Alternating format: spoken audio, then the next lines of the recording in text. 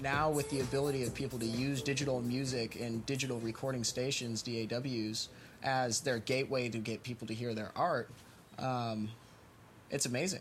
In Los Angeles, average, it's $2,500 to record a single song at a professional studio. You don't need to spend that kind of money anymore. You spend $1,000 and you've got the latest version of Pro Tools, you've got the top-of-the-line music interface, and then you just need to buy cables and you've got your instruments and your laptop, and boom, you have a full music studio in your house.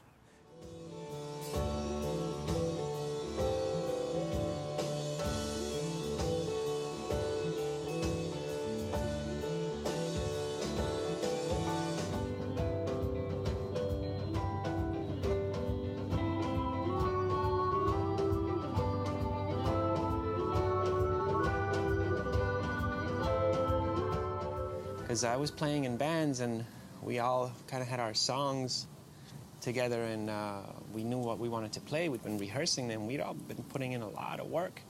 And then we go record them, and the engineers were trying to change our songs, and they wanted to give a lot of input. And I kept thinking, well, if you want to change the song why don't you just write a song and record your own song, right? We wrote it like this, can we just record it like this? But a lot of engineers were just kind of slowing down the process. And so at some point I thought, I'm going to try to record myself. What if I just get gear? And gear was starting to be available for the consumer. Now it's really, really readily available to anybody. People get excited about their car lights coming on. I get excited about this. I used to work with this board right here. Which is cool, but it's all analog. So you're working on a mix, and say your mix is here, right? That's how you decided it sounded good. And then you go work on another mix, but then you come back and you want to retouch the previous mix. You have to remember where you put every little knob, and it's impossible. Yeah, you can take pictures and work with it, but it's and then it started having problems, and the phantom power stopped working on a bunch of channels, which is what powers the microphones and whatnot, and the main volume was crackly, and it's too many mechanical things that can break. And you can do it inside Pro Tools, which is recallable, where all these faders, they're all in wherever I left them last, so I can hear a mix, and then I decide to add a little more bass or cut some frequency on the kick drum, and I just do that, and then I listen to that.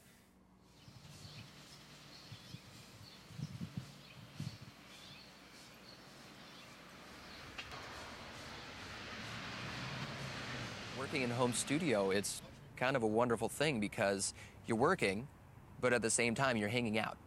I love being able to call my guitarist and say, hey, what are you doing today? Nothing? Okay, great, let's work on some tunes. Let's crank out another song, or let's go back to this song and just work on finalizing the guitar tone, or let's delete that entire vocal track so I can re-record it and make it better.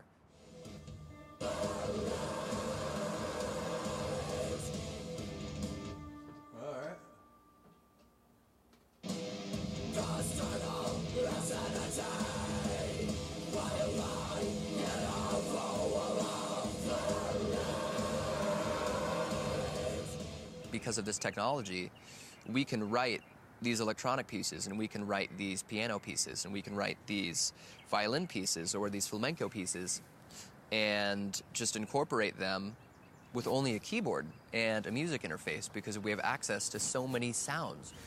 And the other day I was looking through the instruments I have on my computer, and I found an erhu and a Japanese koto. And I used it in the beat, and I really, really liked how it turned out.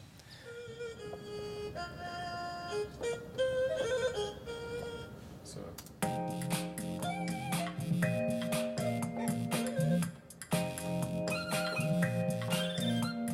The amount of crossover from different styles is, largely in part because of how accessible it is on a computer. That right there is just, if I didn't have the technology, I would have never done that. I wouldn't have even thought of that. It was just because I accidentally came across that. The computer enables music to be taken to heights that it's never been taken before. It's blowing apart the forms and the rules of how the art form has been created for so long.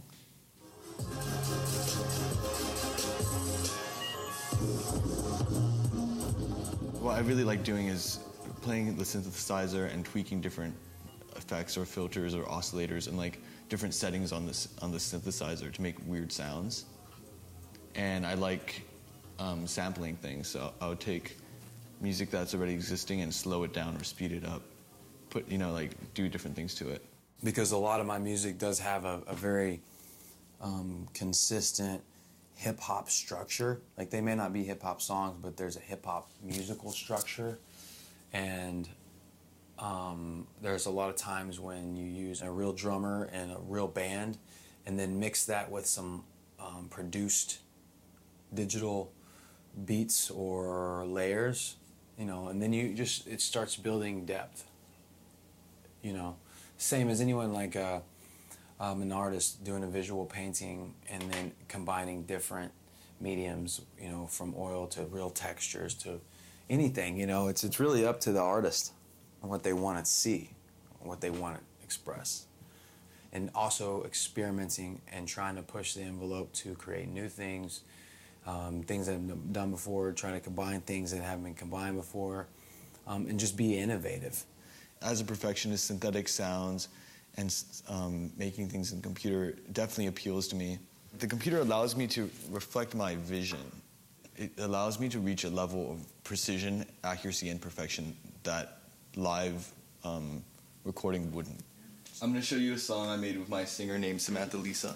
I met her in Shanghai, and she's a great singer, and she sent me a song, and I was like, oh, that's cool, I'm going to remix it. And we worked on it, and then here it is. It's called NYC.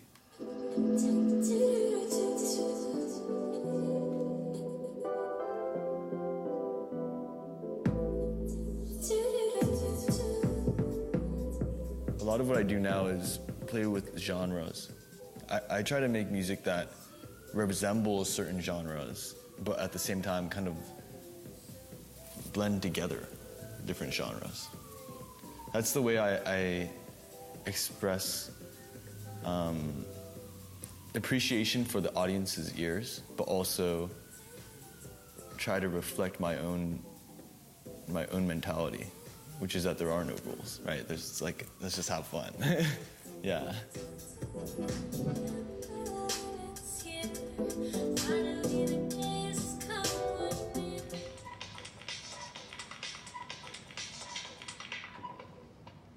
You don't have to study music anymore to make a song, You don't even have to have money to make a song, because if you have a computer, then you can just make one on your laptop.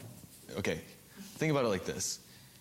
If I didn't play any instruments and I didn't know how to sing, I could still make music because I could do it on the computer. Now, when you have the basic classical training, or you know the fundamentals of music, and you go to the computer, it increases the quality of the process exponentially, because you know what you're doing, and you know the rules, and you know how to break them too. I need to have my hands on an instrument, and the computer for me does not count as an instrument. It's a very different approach. I've messed with it a little bit, and it's fun to a certain degree, but playing with other people is a much bigger feeling, and that's why I wanted to do music, and still to this day that's why I want to play music, to communicate with other musicians with this universal language of music. When you're by yourself with a computer with all the new technology, yeah, it can sound all polished and perfect, but it's missing the human element. And to me, that's kind of what it's all about. A software piano will never feel or sound ever as good as a real piano, ever.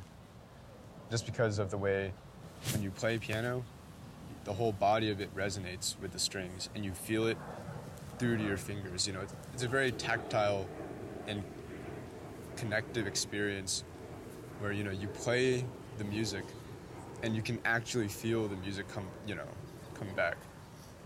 You can feel the vibrations through your fingers of whatever you're playing. When you're playing software instruments, you know,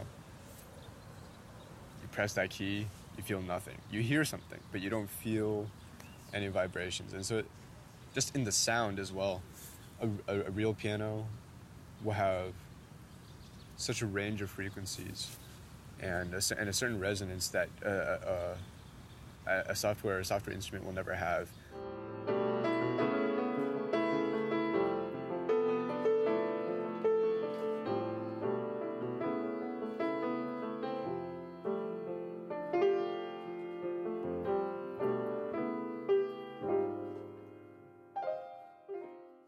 The connection itself is, for me, is a part of the message. It's a part of the art. It's a part of the song. The actual action of connecting in a very deep and personal way.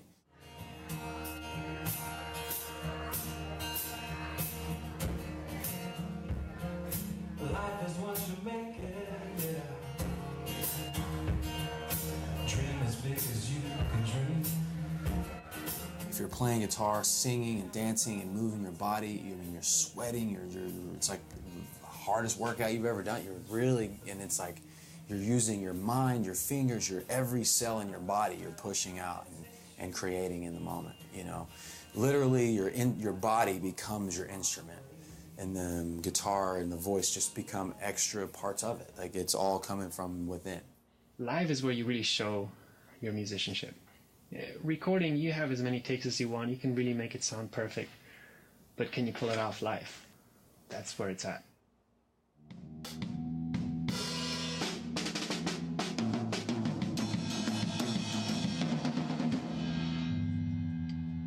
All right, now I'm ready. Sorry.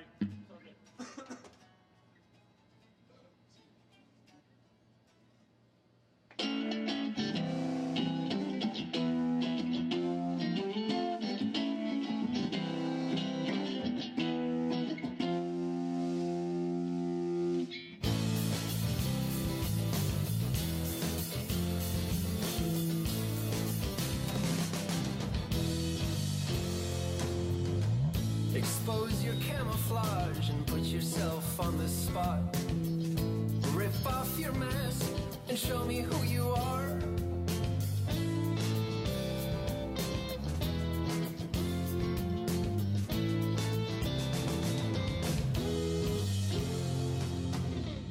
Choose the way you live and the way you die.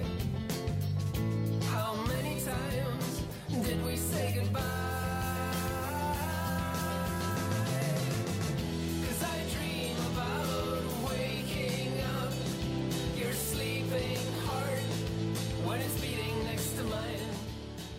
It's more in the moment. You never know what's going to happen at a gig. You never know how much you're going to remember of what you prepared for the song. And it's good like that. And you have to make up words when you forget your lyrics, and you have to improvise your guitar part because you forgot the one that you wrote. That's not bad stuff. People don't care how difficult the chord is that you're doing over here. You have to run around and fall on your butt and put the guitar up in the air and just kind of be a clown, and it's more entertaining that way. Even if stuff goes wrong, it's more entertaining. Like, I remember playing a show one time as a bass player, and the drummer was hitting his kick drum, and the kick drum was moving forward because we didn't have a rug for this. It was moving out of place, and he couldn't play, and he started screaming at us, "Hey, my kick drum!" And I had to stand there, and with one foot I had to hold the kick drum while I was still playing the show. People loved it. That was more entertaining for the people than that not happening. We want it to be a story. We want them to be engaged and hooked on every moment and seeing what we're going to do next.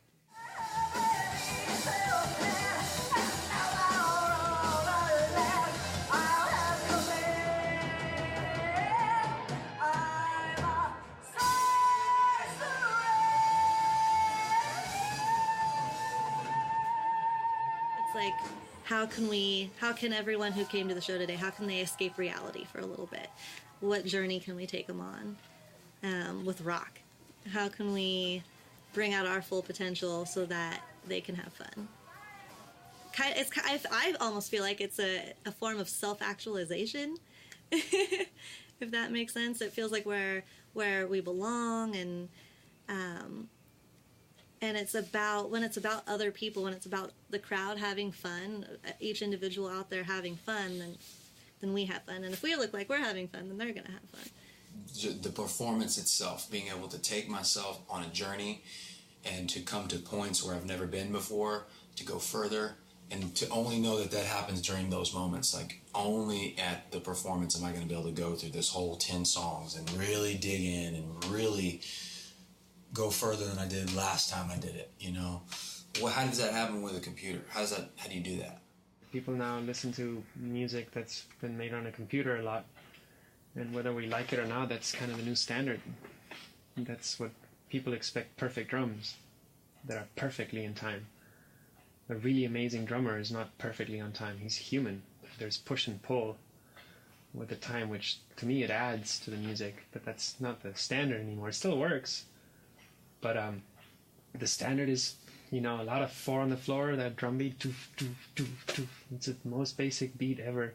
Then they build stuff on top of that, and it works. It's very popular, probably a lot more popular than rock and roll, and that is kind of what your ears get used to. And the new generations, the commercials you watch on TV, that music is probably one guy in the studio making it all, and that's what you get used to. That's what you kind of start expecting from music. And then if you go to a live show, it's not going to sound like that, but it's going to feel good. Might not sound perfect, but it feels really good. I think, there's a level where independent music and the new things that are coming out of processes, they eventually get absorbed into the mainstream. What was independent became mainstream, so. Completely independent artists can and have broke through to become completely mainstream and pop musicians. So just as different as it can be the exact definition of mainstream as well because of that. How many years ago would it have been impossible to hear something like dubstep in a TV commercial? And then it was so underground, and it was so underground, and primarily in electronic music, it was a scene. And then all of a sudden it became commercialized, and then it became the popular. But what it started out as was that fundamental purpose of those artists creating that style of music outside of the norm. I have a record label that I started called MK Studios. That's how we legally do everything. Financing, it's all from you, basically. You don't have a big record label backing you. You have to find the money elsewhere. You have to do shows, you have to make money at the shows, you have to really promote it. Right now, it's hard just at this level because we want people to go, so like my dad and I have been buying the tickets basically for everyone to be able to come to the shows for free. And with social media, it's become a little bit more difficult as an independent artist to really, truly market your music. Just because with Facebook now, you have to pay music for more. You have to pay them for more people to see your music and your page and your posts. You have to pay Instagram for them to see more of your page and music and posts. You have to pay to have people follow you. 4 years ago, social media was a wonderful thing for musicians because it was really easy. There was none of this brouhaha where Facebook is blocking people from seeing your posts. Very commonly now on Facebook, you see sponsorship ads. That's another way that Facebook has utilized capitalism to make money, but they're also forcing artists who don't really make that kind of money to have to pay X amount per month just to have their name put out there. All the streaming services, they don't pay the little artist anything at all. It's ridiculous. It's really ridiculous. You publish an album and you make $2.13 after 4 years or something like that. Until you paid off the amount of money they gave you so you can rehearse and get new whatever you needed to be an artist and be like a star, you owed them that money, and it came out of the rights to your songs. So you had to adhere to everything in a contract, And nowadays, it's that plus they want a piece of all your tour money. They want a piece of all your independent sales. You know, they still have things that exist that they don't want you working with other artists. They don't want you sharing your image or likeness, which they will consider an intellectual property. It's something that your image is worth money to us, so you can't share it without our permission. And that sort of thing really stifles an industry. I mean, I can understand from being on the business end why they would think it need to go to that, because some artists are not very good at business. Like they said, it's how do you get them to be serious? Or if it's like, do you know how to drive an industry? And I can't speak for the foundation or the founders of what created the music business that we now stand on, or conventional mainstream music, or accessibility to music as we know it. But dang, you know, these certain things were designed to have control over something that is from the heart and is very from the soul and free. And that to me is, I've got a little bit of an issue with. When you have somebody at the top who just looks at this person as a product rather than as a person, it creates a rift, because the artist knows that they're not anything special. They're just money to this person. They're just a commodity. It's kind of a harsh thing to say, but yeah, the industry should stop stealing from musicians. How about, it's not like we need millions of dollars, but I know so many of my friends who would be happy with the salary of a plumber or a taxi driver or a waiter, but for doing what we do, what we like to do, for playing music. It's not asking a lot. Okay, here's the last one.